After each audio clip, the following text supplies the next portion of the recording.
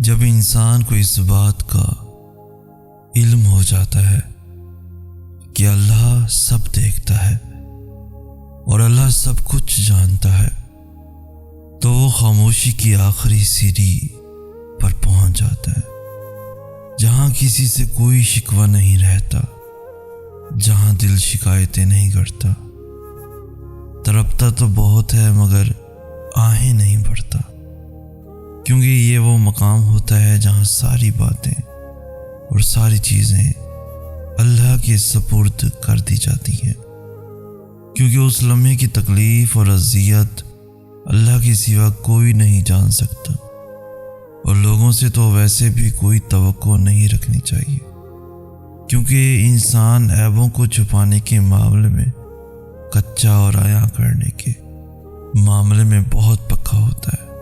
یہ بس اللہ ہی ہے جو پردہ رکھتا ہے۔ شکر کیا کریں کہ انسان خدا نہیں ہے، ورنہ نہ یہ کائنات رہتی اور نہ ہی کوئی انسان۔ جب انسان کسی ایسے شخص سے بچھڑا رہا ہو جس کے ساتھ گزارے لمحے خواب کی طرح روح میں سلے ہوں، جس کی ہر بات پر دل الگ سی تان پر دھڑکتا ہو، تو یہ بچھڑنا قیامت کا عالم ہوتا ہے۔ تب انسان کو اپنی ہی سانسیں اذیت لگتی ہیں، جب تک خود پر نہیں گزرتی احساس اور جذبات مذاق لگتے ہیں۔ جب اللہ دل میں کوئی چیز ڈالتا ہے تو نصیب میں بھی کہیں نہ کہیں اس چیز کی جگہ ضرور لکھتا ہے۔ یہ آزمائش تمہارے صبر کا امتحان ہے۔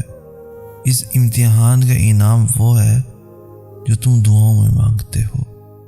انسان کے پاس اللہ کا سہارا نہ ہوتا تو انسان ٹوٹ جاتا، بکھر جاتا، لیکن اس نے ہر لمحہ انسان کو یاد دلایا، احساس دلایا کہ میں ساتھ ہوں۔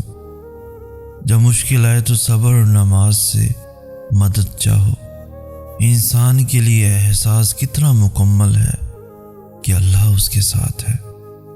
ڈرو مت، کچھ بھی نہیں ہوگا۔ کسی سے ڈر رہے ہو؟ کس سے ڈر رہے ہو؟ لوگوں سے، تنہا ہو جانے سے، یا مستقبل سے جس کا آنا یقینی ہی نہیں؟ یہ شیطان ہے جو ڈراتا ہے تاکہ تم کم ہمت ہو جاؤ، تاکہ تم رب کی نہ مان سکو، تاکہ تم اس کی راہ پر نہ چل سکو۔ اللہ کا جو حکم بھی ماننا ہے وہ نڈر ہو کر مانو۔ وہ جہانوں کا رب ہے، کیا اپنی ماننے والوں کو یوں ہی تنہا دنیا والوں کے رحم و کرم پر چھوڑ دے گا؟ کبھی نہیں۔ سنو، اللہ کی ماننے والے ڈرتے نہیں، نہ کبھی پچھتاتے ہیں۔ اس راہ میں خسارے نہیں ہوتے۔ پتہ ہے صبر کی انتہا کیا ہے؟ اس وقت بھی صبر کرتے رہنا جب لگ رہا ہو کہ اب کچھ نہیں بچا، سب ختم ہو گیا، اب آنکھوں میں اور آنسو نہیں بچے، اب دل میں اور برداشت نہیں رہی، اب میں گر جاؤں گا، میرے قدم لڑکھڑا رہے ہیں۔ ہم صبر کو آسان سمجھتے ہیں، صبر ہرگز آسان نہیں، یہ بہت بڑی قربانی ہے۔ اس لیے صبر اللہ کو سب سے زیادہ پسند ہے۔ کبھی سوچا مایوسی کفر کیوں کہی گئی؟ اس کا مطلب ہے کہ اس رب کی رحمت اور کرم اتنا وسیع ہے کہ مایوسی اس کے بعد بس گناہ ہی ہو سکتی ہے۔ وہ اتنا مہربان ہے کہ مایوسی اس کے کرم سے انکار جیسی ہے۔ اور پھر اس نے تمہیں بنایا ہے، کیا وہ نہیں جانتا کہ تم کیا کچھ سہ رہے ہو؟ تم کچھ بناؤ تو اس کی کمزوری اور طاقت سے واقف ہوتے ہو، تو وہ ہر چیز کا علم رکھنے والا ہے۔ وہ جانتا ہے تمہاری کوشش کو، تو پھر پریشان ہونا چھوڑ دو، وہ سب سنبھال لے گا۔ اگر اللہ نے تمہارے دل میں کچھ ڈالا ہے اور تمہیں دعا مانگنے کی توفیق دی ہے تو یقین رکھو نصیب میں بھی وہی ڈالے گا۔ کبھی سوچا ہے اگر اللہ کا دعا قبول نہ کرنی ہوتی تو وہ بلا وجہ تمہارے دل کو ایک ہی دعا پر کیوں روک دیتا؟ اگر قبول نہ ہونی ہوتی تو اللہ تمہارا دل بدل بھی تو سکتا تھا۔ اللہ نے پسندیدگی دل میں پیدا کی ہے تو وہی ملانے کا سبب بھی ضرور بنائے گا انشاءاللہ۔ دیر ہو رہی ہے تو ضرور کچھ بہترین ملنے والا ہے۔ اگر کر رہے ہو صبر تو ضرور اس کا اجر ملنے والا ہے۔ ہو کر مایوس تم اگر پھر سے جینے میں آئے ہو تو ضرور تمہیں اس کا سہارا ملنے والا ہے۔ یقین رکھو اس ذات پر تو یقیناً وہ تمہارا دل خوش کرنے والا ہے۔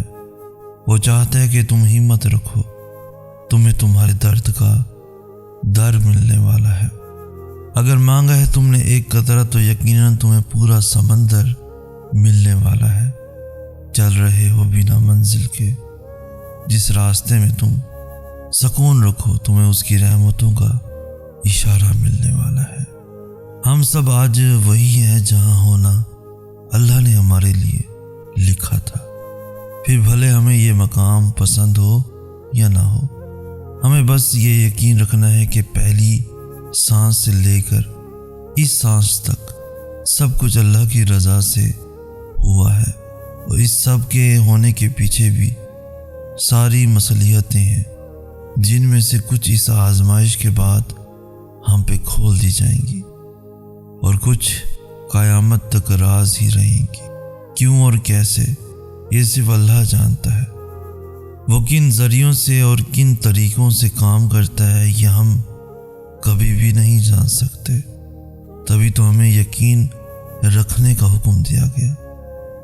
ہمیں اللہ نظر نہیں آتا لیکن ہم سب پھر بھی اس کے ہونے کی گواہی دیتے ہیں، اس کے موجود ہونے کی تسبیح کرتے ہیں کیونکہ ہم اس سے پیار کرتے ہیں، اور اس کے ہونے پر یقین رکھنے سے وہ ہمیں ہر جگہ نظر آنے لگتا ہے۔ اس کی موجودگی سچ میں نظر آنے لگتی ہے۔ بالکل ایسے ہی ہمیں اس کے فیصلوں پہ یقین رکھنا ہے، لیکن اب کی بار یہ سوچ کر نہیں کہ ہم اسے کتنا پیار کرتے ہیں، بلکہ یہ سوچ کر کہ وہ ہمیں کتنا پیار کرتا ہے۔ جب ہم یہ سوچ کر اس پر یقین رکھنا شروع کر دیں گے تو ہمارے یقین کو ہی ہماری حقیقت بنا دے گا۔